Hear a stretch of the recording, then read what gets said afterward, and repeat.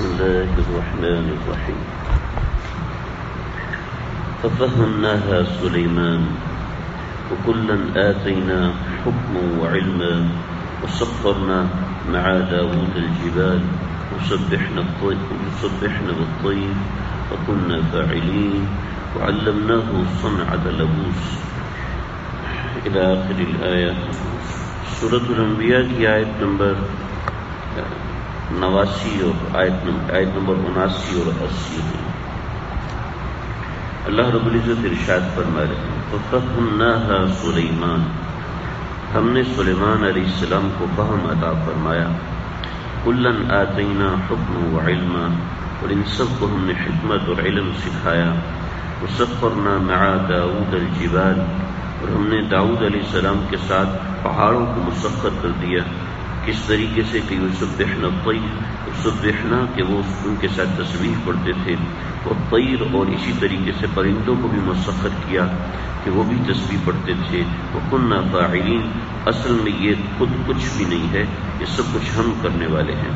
وعلمناہ صنعۃ لبوس، اور ہم نے اس کو جنگی لباس تیار کرنے کی صنعت سکھائی. لکم تمہارے لیے، لتحصنکم تاکہ تم کو بچائے یہ جو جنگی لباس من بأسکم تمہارے دشمن سے. فل انتم شاکرون، کیا تم شکر گزار ہو. یہ ان دو آیات کا خلاصہ اور مفہوم ہے. جتنی بات کی جائے کم ہے، گھنٹوں اس پہ بات ہو سکتی ہے، لیکن مقصودی آیت کے اندر سمجھ لیں. فَفَهَّمْنَاهَا سُلَيْمَانَ، ہم نے سلیمان علیہ السلام کو فہم عطا فرمایا. مفسرین نے بہت سے واقعات لکھے ہیں، 2-3 میں نے کل عرض کیے تھے واقعات حضرت سلیمان علیہ السلام کے فہم اور فراست کے. ایک اور واقعہ یہاں پر ربط کے لیے ذکر کر دوں، ورنہ واقعات تو بہت سارے ہیں. ایک عورت پاک دامن، ایک سیرت اور اچھے خاندان کی عورت کو 3-4 مردوں نے بہکانے کی کوشش کی کہ کسی طریقے سے وہ اس کے ساتھ غلط کام میں ملوث ہو جائیں. لیکن وہ عورت مشہور تھی، خوبصورت تھی، مالدار تھی، حسب و نسب والی بھی تھی، مال و دولت والی بھی تھی، لیکن وہ ان کے چنگل میں نہیں آئی. تو یہ سارے حضرت داؤد علیہ السلام کے پاس آئے اور چاروں نے کہا کہ ہم نے اس عورت کو غلط حرکت کرتے ہوئے دیکھا ہے جانور کے ساتھ. تو کیونکہ کسی آدمی کے ساتھ وہ الزام لگا نہیں سکتے تھے، متہم کر نہیں سکتے تھے، کیونکہ پردہ کرنے والی خاتون تھی اور کسی مرد سے ملنے کا سوال ہی نہیں ہے، تو جانور کے ساتھ یعنی کتے کے ساتھ اس کو منسوب کیا. اور چاروں نے گواہی دی، اور شریعت میں چاروں کی گواہی، 4 مرد اگر گواہ ہوں اور ایک ہی گواہی دے رہے ہوں تو مقبول ہوتی ہے. تو حضرت داؤد علیہ السلام شرعی طور پر مجبور ہو گئے کہ اس کے لیے رجم کی سزا متعین کریں. تو اس کے لیے رجم کی سزا متعین ہوئی. علامہ ابن کثیر نے واقعہ لکھا، سند کے ساتھ صحیح واقعہ ہے. تو حضرت سلیمان علیہ السلام نے اپنے والد کی غلطی نہیں نکالی، بلکہ اپنے طریقے سے کام کیا کہ ایک والد کے سامنے کھیل کیا، یعنی بچے تھے تو کھیل رہے تھے، کہا جی میں عدالت لگاتا ہوں. تو 4 مرد آئے اور انہوں نے ایک مرد کو عورت بنا کے کھڑا کیا کہ ان 4 مردوں نے اس کے ساتھ اس کے اوپر تہمت لگائی کہ اس نے غلط کام کیا ہے اور کتے کے ساتھ. تو حضرت سلیمان علیہ السلام نے فرمایا کہ ٹھیک ہے سارے الگ الگ ہو جاؤ. اب والد دیکھ رہے سب الگ ہو گئے اور ایک کو بلایا، ہاں جی بتاؤ وہ کتا کس رنگ کا تھا؟ تو اس نے کہا کہ کالے رنگ کا.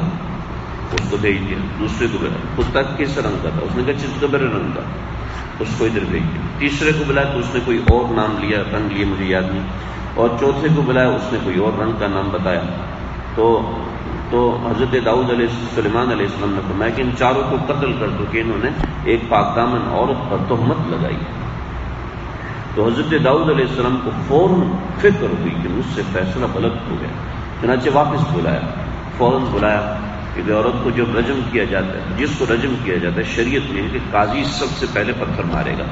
کیونکہ قاضی نے اگر فیصلہ غلط کیا ہے تو اس کا دل پہلے نرم ہوگا، کیونکہ اس پہلا پتھر اس کا لگنا چاہیے۔ اور اس میں بہت سی باتیں کہ اگر وہ بھاگنا چاہے تو بھاگ سکتا ہے، بھاگے گا تو اس کو چھوڑ دیا جائے، اس طرح کے قیودات ہیں۔ تو بات کا جو وقت طے تھا اس سے پہلے حضرت داؤد علیہ السلام نے بلایا اور چاروں کو الگ کر کے پوچھا، تو چاروں نے الگ الگ رنگ بتایا۔ جب الگ رنگ بتایا تو حضرت داؤد نے ان چاروں کو تہمت لگانے کی وجہ سے قتل کی سزا دی۔ وہ اس امت میں قتل کی سزا تھی، ہماری امت میں اگر کسی نے تہمت لگائی تو اس کو سر عام تمام مجمع کو جمع کیا جائے اور سر عام مجمع کے اندر اس کو 80 کوڑے لگائے جائیں، تو یہ تاکہ آئندہ کوئی شخص تہمت لگانے کی کوشش نہ کر سکے۔ یہ اسلامی سزائیں ایسی ہیں، آج عالمی قانون دباؤ ڈالتا ہے کہ یہ سزائیں نہ ہوں، چنانچہ ہمارے ملکوں میں بھی یہ سزائیں نہیں ہوتی، چنانچہ اس طرح کے کیسز ہوتے ہیں جیسے سانحہ موٹر وے ہوا ہے اور اس طرح کے واقعات ہوتے ہیں کہ مجرم کی حفاظت کی جاتی ہے عالمی قوانین کے تحت، لیکن محرم کی حفاظت عالمی قوانین بالکل نہیں کرتے۔ یعنی عورت کی بے توقیری تو کرتے ہیں کہ اس کو ننگا کر کے کھڑا کرتے ہیں ایک 2 روپے کا بلیڈ بیچنے کے لیے اور ایک 10,000 کی گاڑی بیچنے کے لیے، تو اس کو ننگا کر کے کھڑا کر دیتے ہیں، لیکن اس کی حفاظت اور عفت کے لیے جو قوانین ہیں، ظاہری بات ہے ہمارا ملک اس کو فالو کر ہی نہیں سکتا، کیونکہ عالمی سطح پہ ایسے معاملات چل رہے ہیں کہ اگر کوئی ایسی چیز کی جائے گی، رجم کیا جائے گا، قتل کیا جائے گا، تو ہمارا ملک تو پھر دوسرے نمبر پر آ جائے گا۔ تو بہرحال یہ ایک ایسی چیز ہے، ایک بنیاد نہیں بنی تو اس وجہ سے ایسا کہہ رہا ہوں، ورنہ بنیاد بنائی جا سکتی ہے، کیا نہیں ہو سکتا دنیا میں۔ تو اللہ نے حضرت سلیمان کو فہم عطا فرمائی۔ اس کے ساتھ ہمیں ایک سبق دیا، اگر کسی سے کوئی سمجھداری کا فیصلہ ہوتا ہے، اگر کسی سے کوئی اچھا کام ہو جاتا ہے تو وہ اپنا کمال نہ سمجھے، بلکہ یہ سمجھے کہ اللہ نے فہم عطا فرمائی تھی، جب میں نے کر لیا، اگر اللہ فہم عطا نہ فرماتے تو کوئی کچھ نہیں کر سکتا۔ فَفَهَّمْنَاهَا سلیمان، تو ہم نے سلیمان علیہ السلام کو فہم عطا فرمایا۔ كُلًّا آتَيْنَا حُكْمًا وَعِلْمًا، اگر علم عطا ہوتا ہے تو وہ بھی ہم دیتے ہیں، اور حکمت عطا ہوتی ہے تو وہ بھی اللہ ہی دیتے ہیں۔ اللہ کے علاوہ کسی دوسرے میں طاقت نہیں ہے کہ وہ کسی کو علم دے سکے، فہم دے سکے۔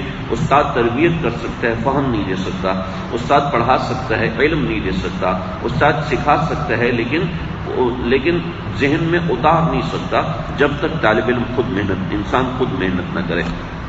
وَسَخَّرْنَا مَعَ دَاوُودَ الْجِبَالَ، حضرت داؤد علیہ السلام کا ایک معجزہ تھا کہ اللہ رب العزت نے ان کو اتنی خوبصورت آواز دی تھی، اتنی خوبصورت آواز دی تھی کہ ان کے ساتھ پہاڑ بھی تسبیح پڑھتے تھے۔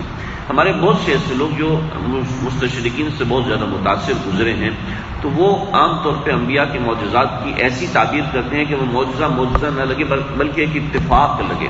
چنانچہ یہاں بھی بہت سے لوگوں نے ایسی باتیں کی ہیں، وہ اصل میں پہاڑوں کے اندر ایکو سسٹم ہو جاتا ہے، تو ایسا لگتا تھا کہ پہاڑ تسبیح پڑھ رہے ہیں، تو اس طرح حضرت داؤد علیہ السلام کا ہوگا۔ وہ تو آپ بھی جا کے پہاڑوں میں بات کریں تو وہ ایکو سسٹم ہوگا، تو کیا آپ کو بھی ایسی چیز عطا ہوگی؟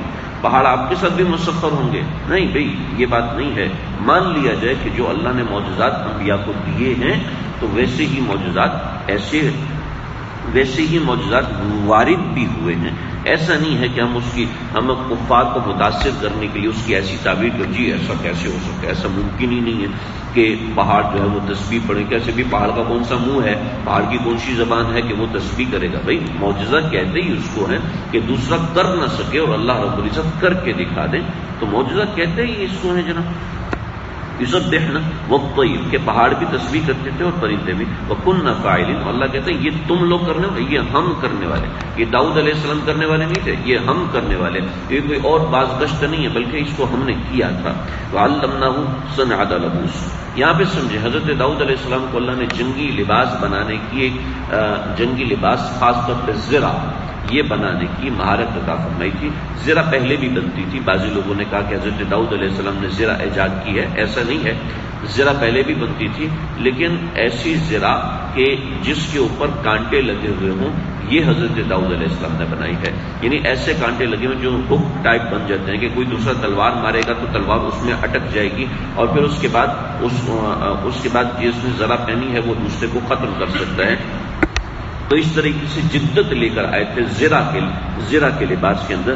تو علمناہ صنعۃ لبوس، نمبر 1 یہ۔ نمبر 2 یہ کہ اللہ رب العزت نے یہ سکھایا کہ میں نے ان کو زرہ بنانے کی ایک صنعت سکھائی۔ اس کا معنی یہ ہوا کہ ہر وہ کام جس کے اندر منفعت انسانی ہے وہ کام اللہ رب العزت کا عطا کردہ اور پسندیدہ کام ہے، لہذا کوئی منفعت والا کام جس کے اندر نفع ہے، کسی کا گھر بنانا، کسی کے لکڑی کا کام کر دینا، کسی کے بجلی کا کام کر دینا، الیکٹرانک کا کام کر دینا، ٹیکنالوجی کا کام کر دینا، ہر وہ چیز جس میں انسانیت کا فائدہ ہے وہ کام مستحسن ہے اور وہ کام فی نفسی بہت اچھا ہے اور اللہ رب العزت کا عطا کرتا ہے، لہذا کوئی بھی کام ضعیف اور کمزور نہیں ہے۔ یہاں سے وَعَلَّمْنَاهُ صَنْعَةَ لَبُوسٍ، جب لوہار کا کام اللہ رب العزت سکھا رہے ہیں تو ٹیکنالوجی کا کام بھی تو اللہ ہی سکھا رہے ہیں، انسان کے دل میں اس طرح کی چیزیں ڈال رہے ہیں، لہٰذا یہ کام کبھی غلط نہیں ہو سکتے۔ لِتُحْسِنَكُم مِّن بَأْسِكُم، تاکہ تم اس کے ذریعے سے اپنے دشمنوں سے کرو، وَلَأَنتُمْ شَاكِرُونَ، پھر اس کے اوپر اللہ کا شکر بھی ادا کرو۔ ایسا نہیں کہ وہ یہ ساری تو دنیا داری کا کام ہے، بھئی کیا کریں، مجبوری ہے، روٹی کمانی ہے اس لیے کرتے ہیں، نہیں، روٹی کمانی اس لیے نہیں کریں بلکہ اس لیے کریں کہ اس میں انسانیت کا فائدہ ہے، اس میں عبادت ہے۔ میں کئی دفعہ سنا ہوں، میرے ایک دوست ہیں، انہوں نے اپنے ایک دفتر کھولا، کوئی ان کا فورن ایکسچینج وغیرہ کا کوئی کام تھا، تو دفتر کھولا تو مجھے بلایا، کہنے لگی کہ مجھے بڑی شرمندگی ہو رہی ہے، یہاں لاکھوں کروڑوں کا کام ہوتا ہے، ہم کاش کے کوئی مسجد بناتے تو ایسے مجھے شرمندگی ہو رہی ہے کہ دفتر کی افتتاح کے لیے بلایا جا رہا ہے۔ میں نے ان سے عرض کیا کہ دیکھو، دفتر یہ بھی عبادت کی جگہ ہے، مسجد بھی عبادت کی جگہ ہے۔